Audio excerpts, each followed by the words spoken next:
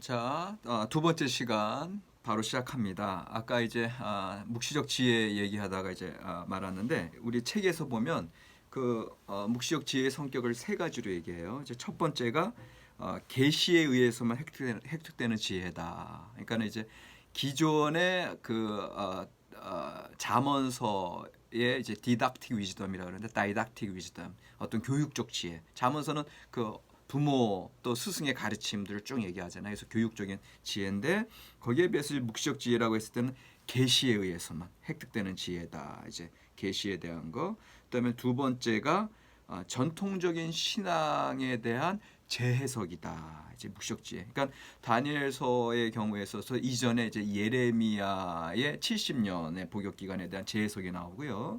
그다음에 다른 이제 묵시들 보면 계속 기존의 신앙 전통, 기존의 신앙 예언자들의 예언을 재해석하는 것들이 많이 나오거든요. 그만큼 새로운 시대 상황에서의 재해석 요것 나오고, 그다음에 세 번째가 포기하지 않는 하나님의 세상 다스리심, 하나님의 정의가 반드시 이루어질 것이라고 하는 하나님의 정의의 성취, 요 세 가지가 늘 나옵니다. 그렇기 때문에 이제 계시성이라고 하는 것은 하나님 앞에 이제 두려움으로 서면서 하나님의 뜻을 바라보고 성령님의 역사하심을 이제 바라보는 거라면, 두 번째 재해석이라고 하는 게 이게 신학입니다. 지금 여러분들이 연신원에 오셔서 이렇게 열심히 다니엘과 묵시문학 공부하는 것 자체는 우리의 이 성경에 나타난 하나님의 뜻을 재해석, 오늘의 우리의 상황에서 그런 노력들, 신학적인 노력이 필요하다는 거, 성령의 계시성, 신학적인 재해석, 그리고 끝으로 하나님의 세상 다스리심. 여전히 이 세상의 모든 일들은 하나님의 섭리 안에 있다. 하나님의 손길 가운데 맡겨야 된다는 거.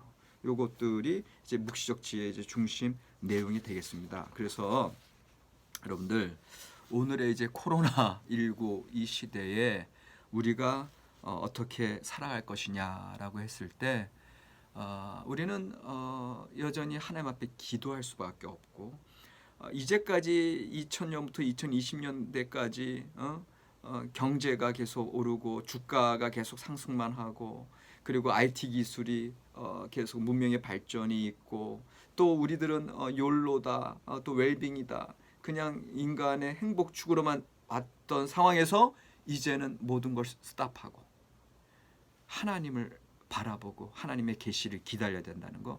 묵시가 없으면 백성이 방자히 행하거니와. 이제까지 우리는 너무 방자히 행했다는 거예요. 다시 말하면 여호와를 경외함이 없었다는 거예요. 모든 신앙의 시작은 하나님 앞에 두려워함입니다. 그런데 우리가 교회를 가도 하나님 앞에 두려움이 없어요. 심지어 목회자들도 하나님 앞에 두려움이 없이 자기의 생각과 자기의 계획대로 교회를 꾸려 나가려고 그래요. 본인들이 교회를 이끌어요. 하나님의 목회고 하나님께서 역사하시는 건데. 그러니까 그런 의미에서 이 하나님의 계시성, 하나님의 뜻을 두렵고 떨리는 마음으로 기다려야 된다는 거고요. 그 다음에 재해석이 필요합니다. 신학적인 재해석.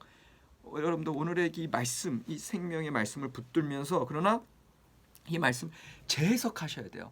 그냥 말씀을 그냥 문자주의적으로만, 그냥 근본주의적으로만 말씀을 받아들이시는 게 아니라, 왜 오늘날 코로나 사태가 이렇게 빚어졌고, 왜 오늘날 한국 교회가 이렇게 사회 지탄의 대상이 되며, 왜 오늘날 교회 신앙인들의 신앙의 성장이 없는지, 이런 모든 것들에 대해서 반성하고, 우리가 새로운 포스트 코로나 이후에 어떠한 교회론이 필요하며, 어떠한 신앙적인 관점이 새롭게 필요하며, 어떻게 우리가 하나님의 백성, 하나님의 공동체로서 살아가야 되는지, 이런 노력들이 필요하다는 거.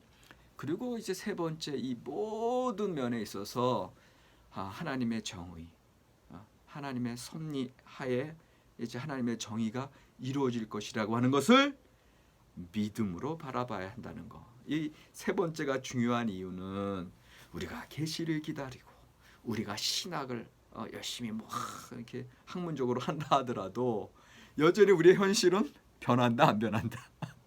현실은 그대로예요. 우리는 나름대로 성실하게 하나님의 말씀대로 노력하는 거, 하나님의 형상 따라 지음받은 자로서 하나님의 새로운 창조의 동역자, 우리는 늘 노력하고 나아가요. 그럼에도 불구하고 이 세상은 하나님의 나라가 예수 그리스도 통해서 already 이미 이루어졌으나 but not yet, 아직 안 이루어졌어.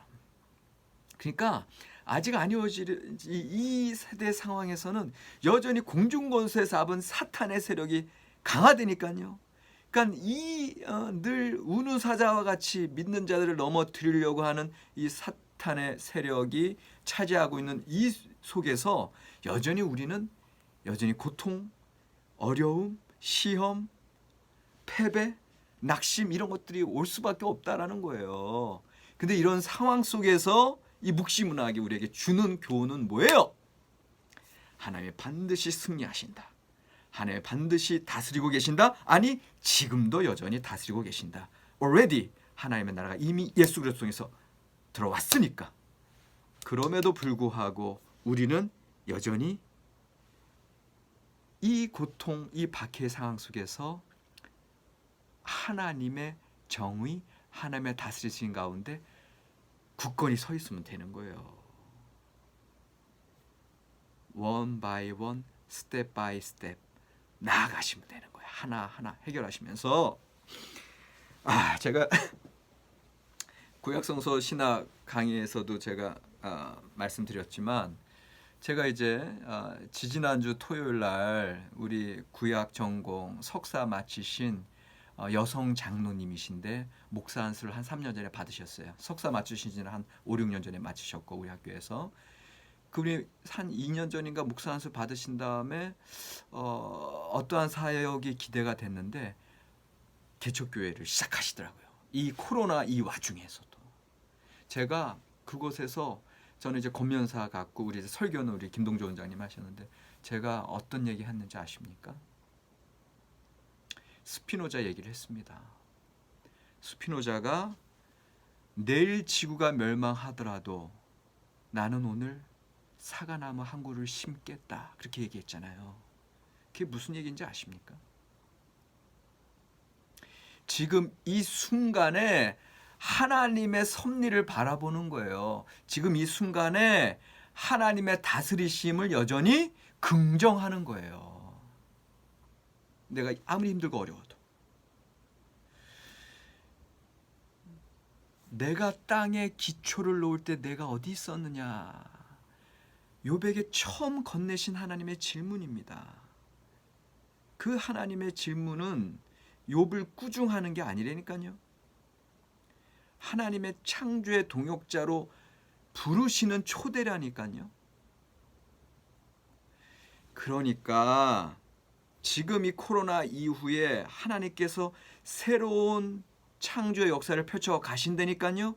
그러니까 여러분들은 내가 비록 나는 아무것도 아니고 나는 조그만 교회 목회자에 불과하고 나는 부교육자에 불과하고 그럼에도 불구하고 그곳에서 사과나무 한 그루를 심으실 때 하나님의 섭리에 동참하시는 거예요. 그게 묵시적 지혜예요. 오늘 여러분들이 이 다니엘과 묵시문학 수업을 열심히 공부하시고 가제도 열심히 하시고 이제 다니엘 1, 2, 3, 4장 구조 분석 하시고 이거 자체가 하나님의 뜻을 부여잡고 이 땅 가운데 하나님의 섭리에 함께 참여하려고 하는 여러분들의 믿음의 헌신이고 결단이에요. 하나님의 창조를 위한 실천의 시작입니다. 이거를 기억하시고 오늘의 이 묵시적 지혜, 계시, 그 다음에 신학, 그리고 하나님의 앞에 전적으로 신뢰하시는 믿음으로 나아가시기 바랍니다. 자, 할 얘기는 많으나 자, 책 진도를 또 나가야 됩니다. 여러분들 다니엘서 읽기의 반성이 이제 여기 나오는데 152쪽입니다. 152쪽 다니엘서 읽기의 반성 이레니우스에서 이제 종교개혁 일기까지 쫙 나오면서 여기서 이제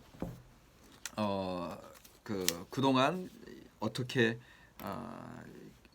그 다니엘을 이제 해석해 왔나 이게 쭉 나오는데 여기 153쪽에 보시면 이런 얘기가 나와요. 153쪽 중간쯤에 보면 천년 왕국 사상은 역사가 단계적으로 결정되어 있다는 세대주의와 함께 기독교 역사가 종교개혁에 이르는 1500년간 교회의 사상과 경건을 떠받쳐 온 기둥 역할을 수행했다 이렇게 나와요.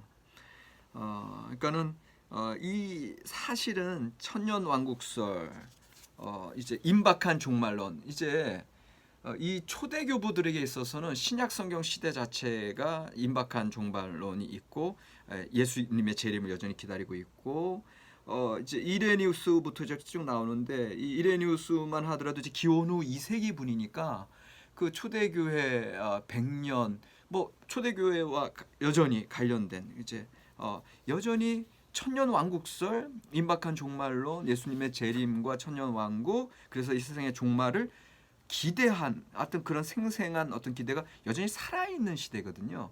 그래서 이 초대교부들 통해서 이 기독교 교리들이 이제 세워지고 그 기독교 교리가 이제 교회 전통으로서 오늘날까지 이르는데 그 초대교부들에게 이 다니엘서가 천년 왕국 중심으로 이해되어져 왔기 때문에 그 전통이 오늘날까지도 그렇게 이어져 내려오고 근본주의 신앙, 보수적인 신앙으로 갈수록 이 천년 왕국설과 그 다음에 이제 시대주의 이제 왜 다니엘서 자체가 역사적 묵시되니까요. 딱딱 시대별로 하나님의 뜻이 있고 그것이 또 기간이 딱딱 정해져 있다고 하는 거. 요거를 그대로 받아들이는 거예요.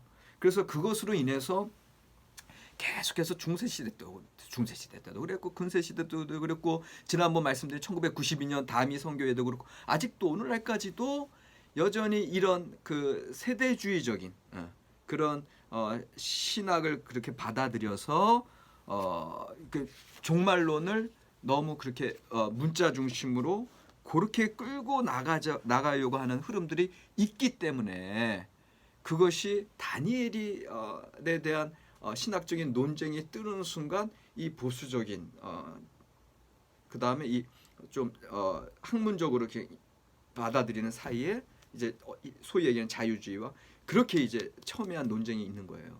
그러니까 여러분들은 보수주의, 이 자유주의 이게 아니라 철저하게 이 다니엘서의 형성 과정과 이 전승의 총합이라고 하는 거 신학적으로 학문적으로 잘 접근을 하셔서 이 다니엘서를 제대로 읽으셔야 된다라고 하는 거. 이거 이제 이 신학적인 반성에서 이야기하시고자 하는 내용입니다. 그래서 거기 보면은 상당히 이제 꼼꼼하게 이제 이레니우스부터 또 이레니우스 다음에 테툴리아누스 얘기하시고 그래서 그들의 다니엘서 읽기는 천년 왕국의 도래를 기원하는 종말론적인 분위기로 충만하다. 156쪽에 이렇게 나오고 그 다음에 이제 계속 쭉 이제 설명을 하고 있거든요. 근데 보세요. 계속 보면 고로 초대교회 교부들의 어깨에는 이 두 가지 짐이 있다 이렇게 표현하세요. 한편으로는 천년 왕국의 도래에 대한 기대가 있었고 또 다른 한편으로는 당대 여전히 교부들은 당시 신학자들 아니에요. 그러니까 당대의 문화와 이교도 철학을 또 어떻게 소화하고 이것을 그 어떤 성경에서 얘기하는 내용들과 어떻게 이제 통합해야 되는지 이런 과제 이중의 과제가 있었다라고 하는 게 이제 157쪽에 나오고 있습니다. 그러니까는 요거는 어떻게 보면 신앙과 문화와의 상관관계성이죠. 계속해서 우리가 이제 신학을 할 때 계속 나오고 첫 시간에도 이제 말씀을 드렸지만 신앙과 문화의 상관관계. 그래서 늘 두 가지 양상이 있다. 한편으로는 이레니우스와 테툴리아누스가 얘기하는 것처럼 신앙과 문화를 적대하는 관계. 그런데 반면에 책에 계속 나와요. 알렉산드리아의 클레멘트나 오리게네스와 같은 분들은 문화와 철학을 원수가 아닌 기독교 훈련과 기독교적 교리를 잘 이해하는 그런 준비의 장으로 활용하는 거. 이게 이제 항상 같이 가요.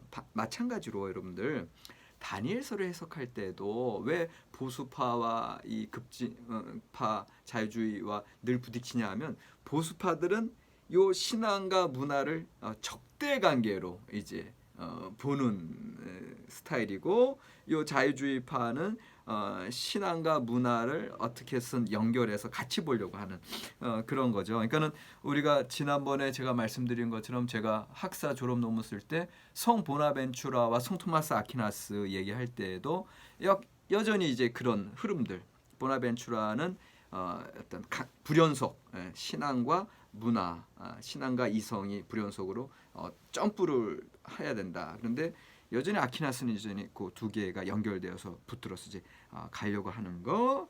이게 나중에 또 이제 구약 성서학자들 아히로트나 아이스펠트. 그러니까는 아히로트 같은 경우는 여전히 신앙과 이성 같이 공부하려고 노력을 하면서 어느 순간에는 성 보나벤투라처럼 점프하는 게 있으면, 아이스펠트 같은 경우는 달리 가야 된다. 이제 이렇게 얘기하는 이제 이런 모습들. 그러나 끝까지 공부하는 면에 있어서 또 토마스 아퀴나스와 같은 부분이고, 이제 미세한 차이들은 있으나 이런 것들이 있는 거예요. 그러니까는 자, 제가 이제 여러분들에게 말씀드리고 싶은 건 뭐냐면, 여러분들 자신도 성서 신학을 하고 이 다니엘서로부터 쭉 여러분들이 이제 공부를 이제 하시고, 이번에 이제 새로운 계기를 이제 여러분들이 맞으시는 건데, 이게 이제 옛날에 리처드 니버가 그리스도와 문화라는 책에서 이미 5가지 양상, 적대 관계, 뭐 역설적인 관계, 타협적인 관계 쭉 해서 나중에 이제 변혁자로서 신앙과 문화가 만났을 때 신앙의 힘으로 변혁하는, 이제 요거를 이제 니버가 얘기하잖아요. 그러니까는 여러분들은 변혁자로서 서셔야 되고요. 그것이 구약 신학적으로는 제가 계속 얘기하는, 욥기를 통해서 얘기하는 새로운 하나님의 창조 세계 동반자로 서셔야 된다는 거예요.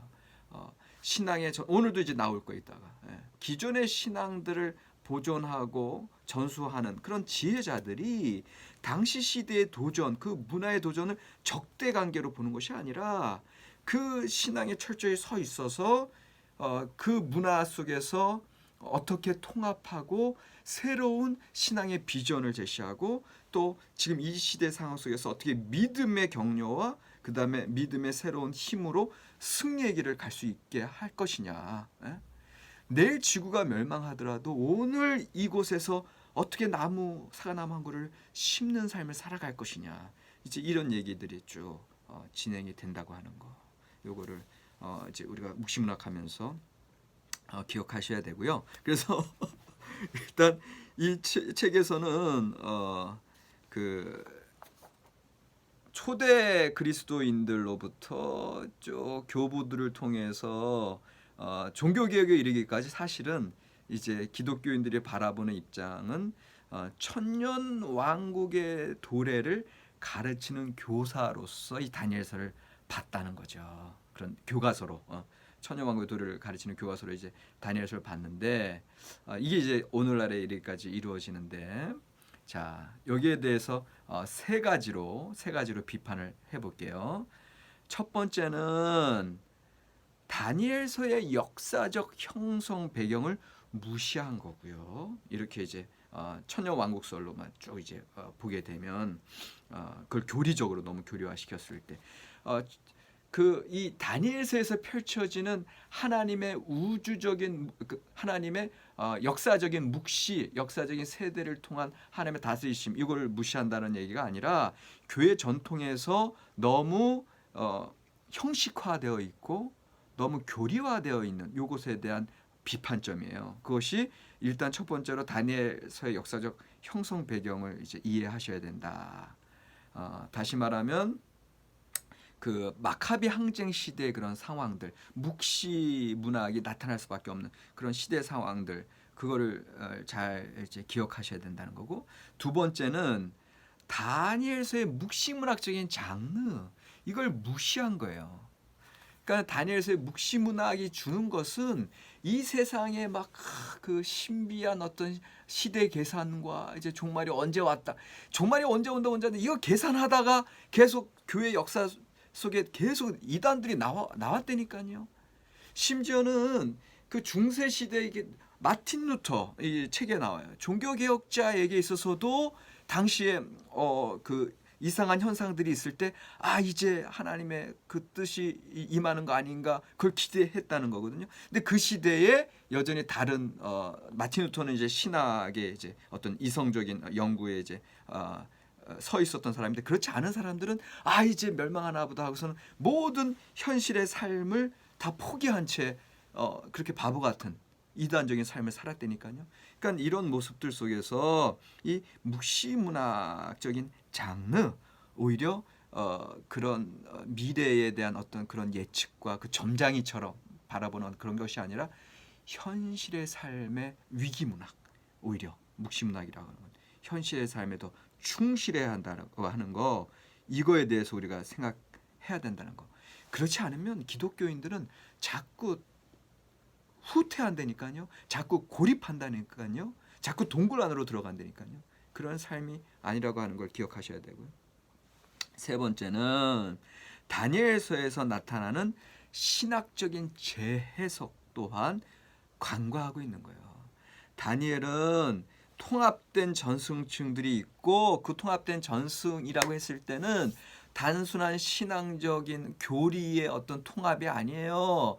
그 전승들 하나하나에는 당시에 하나님의 뜻과 그것을 받아들이는 사람들의 삶의 상황이 어우러져 있는 것이 전승이에요. 그리고 그것이 하나로 끊는 것이 아니라 오고 오는 세대에 계속해서 보존되고 변혁되어 가요.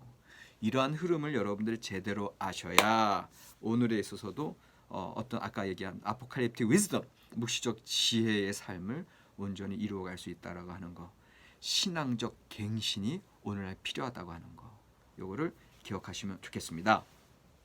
그래서 이제 이 책의 165쪽으로 가시면 여기에 보면 이제 이제 책을 쓰신 분이 왕대 교수님이 이제 감리교 신학자라 존 웨슬레의 다니엘서 읽기가 이제 나오고 있어요.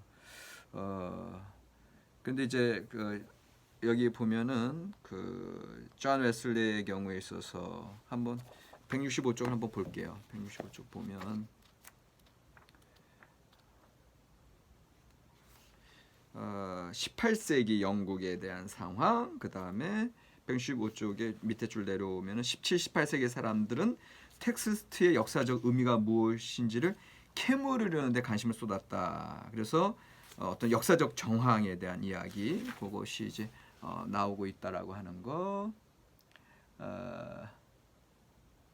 그러면서 166쪽에 보시니까 166쪽 세 번째 줄에 17세기에 들어서면 종말의 도래에 관련하여 다니엘서 본문의 문자, 상징, 표현들의 의미 분석에 치중하던 풍조가 도래하지 않는 종말 사건에서 차츰 색깔을 달리하게 한다. 다니엘서는 각각의 시대를 살던 신앙인들에게 무엇을 어떻게 하라고 가르치고 있다는 쪽으로 해석의 방향을 선회하게 된다. 이렇게 나와 있어요. 그도 그럴 수밖에 없죠. 벌써 이제 17, 18세기면 예수님의 재림을 기대하던 초대교회, 그 다음에 그 초대 교부들, 2세기에 비해서 지금 1500년이 지났어요. 그러니까 이제는 임박한 종말론이 아니라 지연된 종말론, 이제 그런 삶 속에서 다니엘서에 대한 해석이 이제 새로워질 수밖에 없다는 거. 그래서 166쪽 밑에서 하나, 둘, 셋, 넷, 다섯, 여섯, 일곱 번째 줄 보면 웨슬리의 구약성서 해석은 기원 후 17, 18세기 초반을 특징지었던 성서 해석의 조류를 계승한 것이었다고 말할 수 있다. 이렇게 나와요. 그래서 17세기의 다니엘 해석은 167쪽. 첫째, 다니엘의 예언들은 역사적으로 안티오쿠스 시대에 연관되어 있다라고 하는 게 벌써 17세기에 나왔었고요. 둘째, 바로 이 시대가 다니엘서가 실제로 기록된 시기다. 이것이 이제 이미 이야기가 되어 있습니다. 그래서 169쪽으로 딱 넘어오시면 이제 웨슬리 자체도 이제 웨슬리는 18세기 분인데 밑에서 하나 둘 169쪽 밑에서 하나 둘 셋 넷 다섯 여섯 일곱 번째 줄 웨슬리의 성서 읽기와 연구의 초점이 퍽 실용적이었다. 거룩하게 살아가기에 정거를 찾아보았다. 웨슬리의 다니엘서 이해는 성서 해석사의 한 축의 전환을 보여준다. 그죠? 이제까지는 임박한 종말론에 이제 통해서 그런 관점에서 바라봤던, 이제는 지연된 종말론 속에서 본격적인 그 진짜 다니엘의 본래의 의미들은 뭐였느냐라고 했을 때, 종말론 쪽 가르침으로 가득 찬 글을 읽어가면서 그 종말이 언제 도래할지를 계산하려고 덤벼들기보다는 오늘이라는 종말의 때를 어떻게 살아갈지를 깨닫고자 애썼기 때문이다. 웨슬리는 문자 하나하나의 얽매기보다는 성서 전체의 대의를 파악하는 일에 관심을 더 모았다. 이렇게 이제 나타나고 있죠. 그것이 이제 어떻게 보면 오늘 우리에게 있어서는 이 다니엘서 해석에 있어서 더 중요한 부분들이 아닌가. 물론 여기에 대해서 여전히 마찬가지. 보수적인 학자들 당시에도요. 영국의 정통주의자 퍼지 같은 사람은 이게 주전 6세기의 저작설, 그러니까 바벨론 시대, 그때 저작됐고 다니엘은 예언자고 이 시대 오늘날에 이르기까지 그 종말의 시대를 다 얘기했다라고 하는 그래서 퍼지는 이렇게 얘기해요. 6세기의 저작설을 열렬히 옹호하면서 이에 대한 수용 여부가 다니엘서를 너희들처럼 말이야 마카비 시대라고 얘기하고 그게 아니라 6세기다라고 이거를 받아들이느냐 안 받아들이느냐가 참된 기독교 신앙인인가 아닌가를 가늠하는 시금석으로 주장했어요. 근데 사실은 오늘날도 이제 그런 모습들이 좀 있거든요. 그러니까 사실 저도 우리 호서대학교에 이제 2008년에 이제 교수로 임명됐고 이제 2006년부터는 시간 강사 했었거든요. 근데 2006 이제 감신대에서는 이제 2004년부터 시간 강사 하다가 여기서도 불러주셔서 시간 강사를 하셨는데 그때 구약 교수님이 이제 임태수 교수님이세요. 근데 임태수 교수님은 민중신학자시거든요. 구약 성서에서 그렇게 뛰어나신 분인데, 근데 이제 제가 구약 그때 이 구약 그 성서 신학인지 뭐 다니엘 이 과목은 아니었어요. 이 과목은 아니었는데 다니엘 얘기가 나와서 다니엘이 6세기 분이 아니라 마카베 항쟁 그 2세기 분이다. 이제 이런 얘기를 했는데 그걸 들은 석사과정 학생이 이상하다 이러면서 임태수 교수님한테 가가지고 일렀어. 새로운 시간 강사 그 안군조 박사라는 사람이 글쎄 다니엘서가 6세기가 아니랍니다. 2세기. 그랬더니 나중에 임태수 교수님 날 부르셔요. 그러더니 아니 안군조 박사가 그런 줄 몰랐는데 상당히 자유주의적이구만.